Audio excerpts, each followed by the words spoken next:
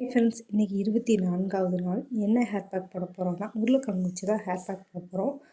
அதுக்கு நல்லா 2 உருளைக்கிழங்கு எடுத்து நல்லா வாஷ் பண்ணி எடுத்துக்கோங்க. இதை தோல் உரிக்காமல் சின்ன சின்ன பீஸாக கட் பண்ணி எடுத்துக்கோங்க. நான் கட் பண்ணி வச்சுருக்க மாதிரி சின்ன சின்ன பீஸாக நீங்கள் கட் பண்ணி எடுத்து வச்சுக்கோங்க. இந்த கட் பண்ணி எடுத்து வச்சுருக்கதை இதை ஒரு மிக்ஸி ஜாரில் போட்டு நல்லா அரைச்சி எடுத்துக்கோங்க.